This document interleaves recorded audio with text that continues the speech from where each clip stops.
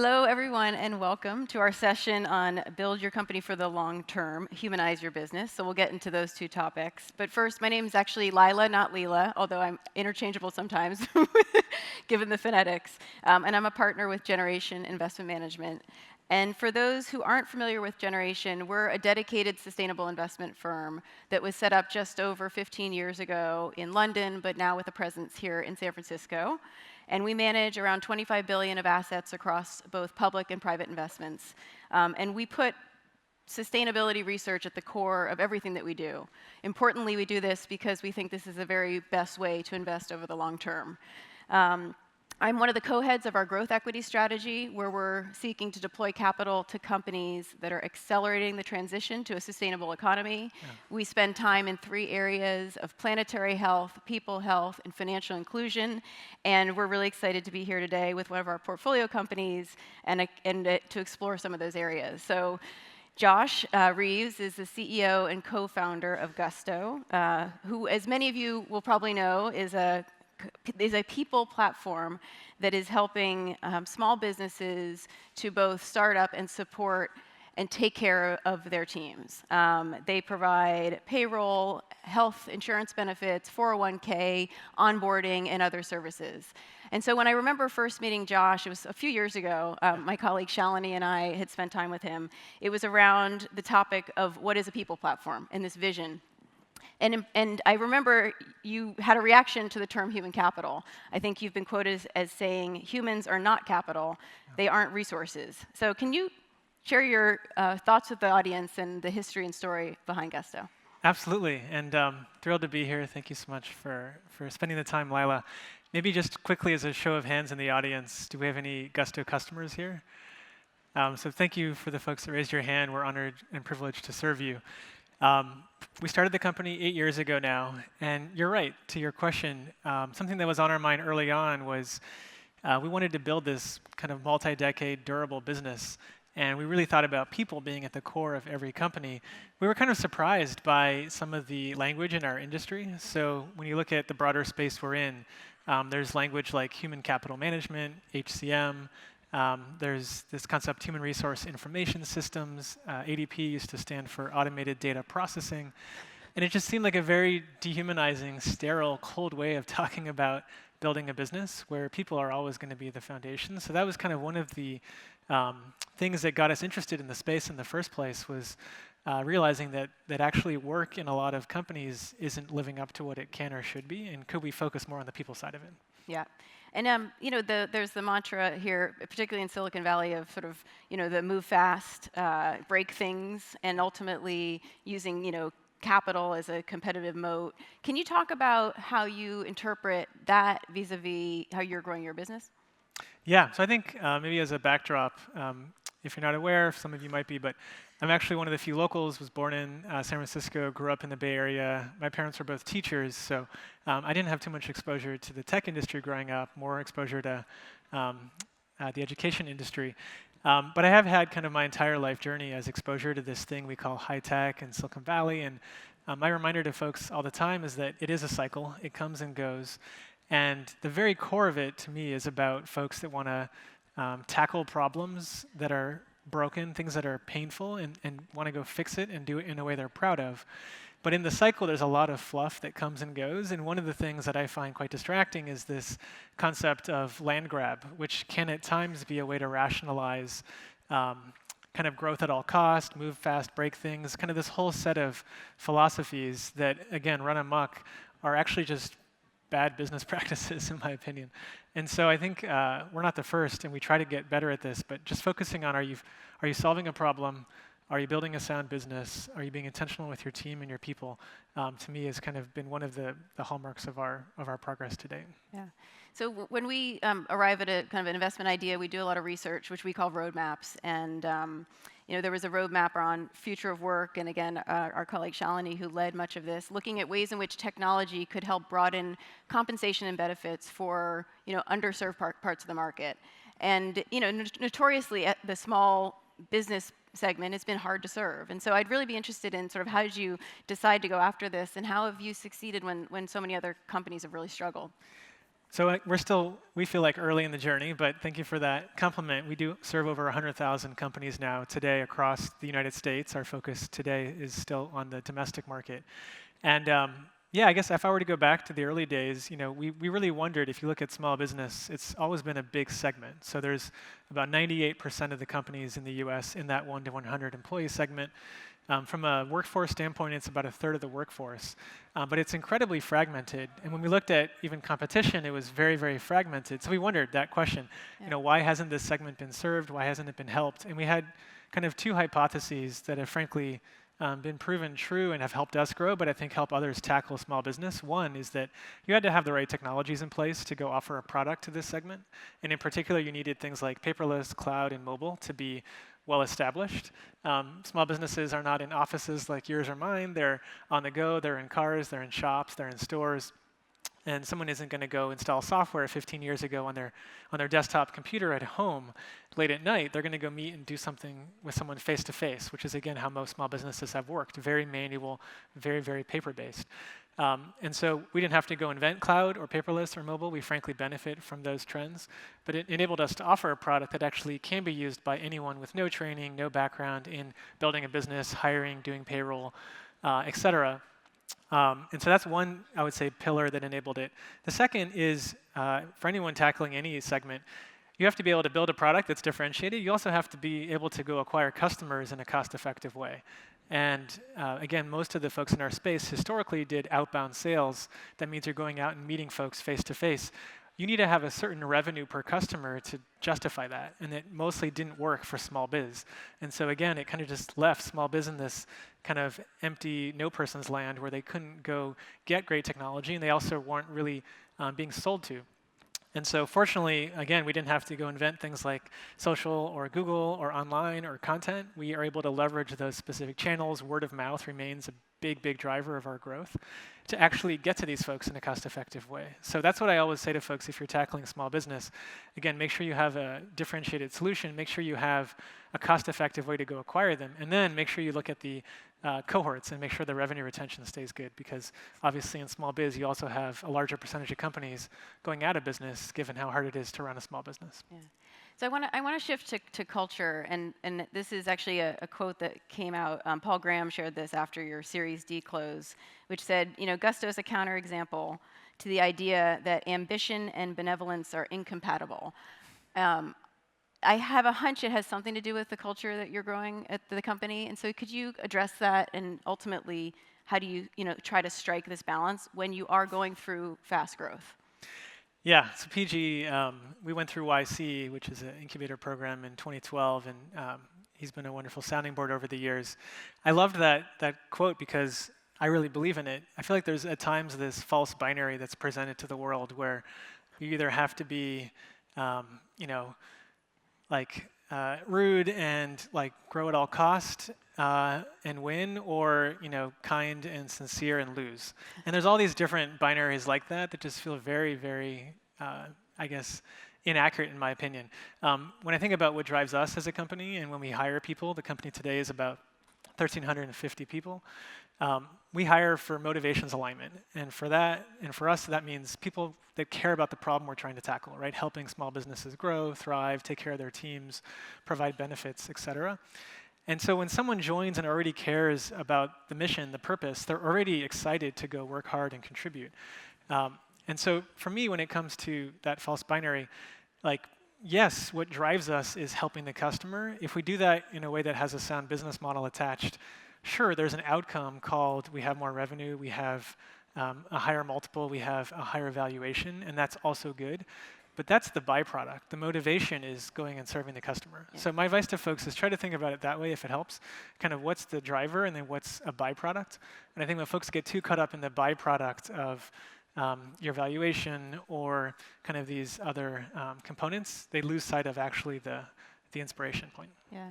We often talk about, again, we use the term sustainability and thinking about the long term, and why we do that is because we think this is the very best way to invest, and we don't trade value for values. And I think, it is a wrestle. It's not always, seamless, but well, you could ask important. The same question, I know, right? So you're focused so much on sustainable investing, and then I know some people will ask, well, you've had such great returns. Like, which are the portfolios where you don't do sustainability investing? Right. And you're like, well, no, sustainable investing actually gives the best returns too. They're super in sync with each other. Yeah, it's all we do, so that's kind of the focus Yeah. of all of our activities. And we think about it on two levels. One, which is really what a business model does. So this is effectively the products and services that they sell, and how is this accelerating us, again, towards a more sustainable economy? I think everyone should ask that question. Not a bad question to ask. Yeah. And then number two, equally as important, is how does a business model operate? So it's not just about the what, which is products and services, but it's the how.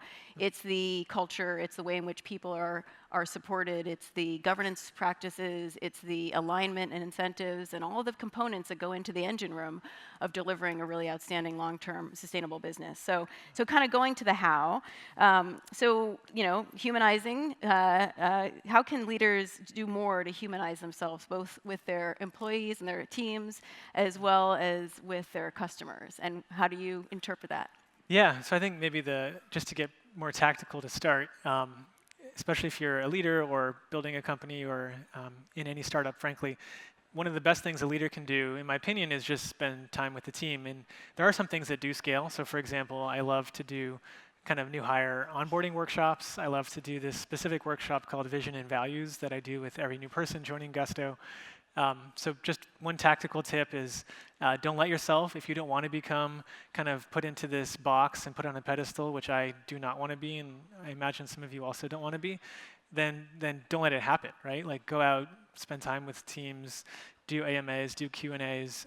There's a bunch of tactical things that I try to put in place at Gusto at this point to kind of prevent that dynamic where you feel like there's the people that have power and those that don't, because ultimately the way any company works is individuals taking action to go benefit the customer.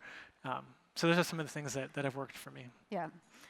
So then popping up kind of to the systems view for a minute, let's talk about the broader context for tech today, and CCPA recently introduced and potentially challenging a lot of companies in their business models. Can you talk about data privacy and in particular kind of regulation, how this affects your thoughts on running Gusto? Yeah, so I think the backdrop here, and that's a California-specific law, but there's different laws in different places. I guess first, and maybe as a lesson for companies in the room, is understand the trust that a customer is giving you is something that you work really, really hard to earn and can be very easily lost. And so in our case, we have a lot of very private, very important information that's given to us by our customers related to their teams, related to their, obviously, to enable payroll processing, we need access to bank information. If you have benefits set up, that ties to your family, your dependents. And so I guess one thing I really like is the alignment that exists in our business model, where we're a subscription business. If we provide value to you, you pay us. If we don't provide value, you leave us. So we actually get paid to protect your data, to keep it secure, and we take that job very, very seriously. I think as government and regulation gets more involved in it, we welcome those conversations. Frankly, the alignment with them is also pretty clean. They want to protect people's data and make sure that people don't get taken advantage of. Again, I think it's easier if you're in a subscription business model than other business models because the customers are paying us directly for the value we're providing. We're not trying to monetize that through other means. Yeah, and I mean, you touched on this kind of the current time we're in, and certainly polarization in society, and you're a leader of how many 1,350? About 1,350 today. Yeah, folks across multiple offices. How do you think about what messages you want to share with that group of people as they go out into selling your products in the market? Yeah, I think. I guess the broader topic for me here is in building a tech company. How is a tech company different than any company? In some ways, I think we want to think that it's different in every dimension, and I actually think for the most part it's not. Any company out there, including a lot of the companies we serve, simply want to go serve their community, solve a problem, build a team, build a livelihood in a way that they're proud of. One of the biggest ways that a tech company is different, though, is that we obviously use technology to gain leverage to solve big problems at scale. So, Gusto, as one example, several years in, can be serving over 100,000 businesses. That would not be possible without technology being really core to our product. And so with that scale comes this much broader impact. And the question is, how do you navigate that type of influence? And for us, first, from a product lens, we don't view our product as simply a technology. we view us as a partner to help you build your company. And so that should manifest across the product, across the advice we give, making sure that we're here to help you make those decisions on onboarding or benefits, et cetera.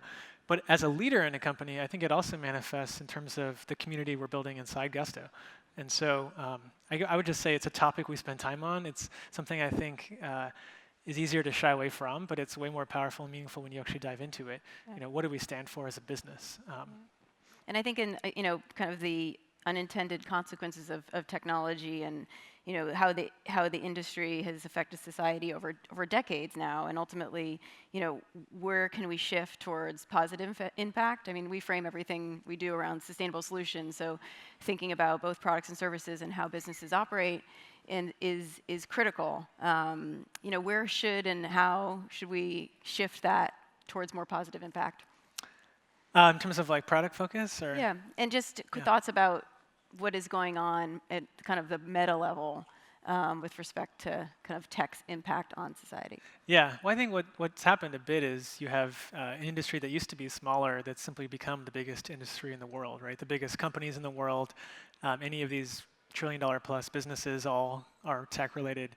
And so you have massive concentration of influence, power, wealth, influence, and historically pretty geographically siloed. And so, surprise, surprise, to me that's actually very logical. That doesn't feel sustainable, that doesn't feel healthy for many reasons, but one in particular, the customers of all these products are actually all over the place, right? The people that you actually exist to help serve, provide your service to, in our case are across the US, but for obviously many of the much bigger tech companies are across the world. And those are actually the people that these companies should be beholden to, in my opinion. So I think we're going through a rapid evolution in how we navigate that responsibility. What is capitalism in some ways? Is it just about shareholder return? No. I think there's a broader discussion happening, which is fantastic. And obviously Generation has shared a lot of ideas, thoughts on how we're going to evolve our goals as a company going forward, given that they're one of our close partners. But how do you optimize around your purpose, which for me is always about solving a problem for the customer, doing it in a way you're proud of, which then ties to your business practice and your team.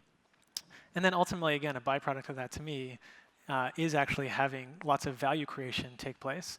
But I think we just, again, have gotten too caught up in the outcome and not the ingredients as a broader community. Yeah, I think that topic of kind of alignment and then building for durability is really critical. So, lessons on humanizing, it's sort of having those discussions within a company and not just reserving them for, the leader, but actually in the corridors and thinking about that with your customers as well. So sort of last question can be on lessons learned. So if you think about the audience and folks who are building companies from small to large, what would you share as advice on scale? Yeah, so a couple tips, and maybe especially given that the audience, I think, is mostly earlier stage companies. I guess just number one, hopefully you believe in this as much as I do, but what makes this community work, and I think Startup Grind in particular is a great example of this, is that folks don't view it as a zero-sum game. A lot of folks have helped us over the years, and I'm sure are helping you, or you can help others, frankly. And so if you focus on a problem, you want to solve it in a way you're proud of, and you ask for help, you'll probably be surprised by the amount of folks that are willing to help you. Number two, spend time early on in codifying what your core values are. We did it when we were 3 people, and it created a set of attributes, things like service mindset or bias towards transparency, that have been really, really core parts of how we operate. You don't see them on our walls if you ever visit our offices, because to me, you live the values or you don't, but they do manifest quite a bit in our hiring practices. And that, to me, is one of the best places for them to manifest, because you want to use your values as a filter for who shares them already. And so then the outcome is when they join, they can just be themselves. And if someone isn't aligned with your values, they're not at all a bad person. It just means they could do better work elsewhere. So I would definitely spend time in that area. And then last but not least, in the context of scaling, I guess I'll jokingly say, part of my job is to keep firing myself from as many jobs as I can. Definitely, obviously, investing in finding the right leaders, the right people you can trust. I spend most of my time on recruiting and team building, frankly, and I think that's actually the primary job of a leader. Excellent. With that, we'll wrap. Thanks, Josh, and thanks, everybody. Take care. Lila.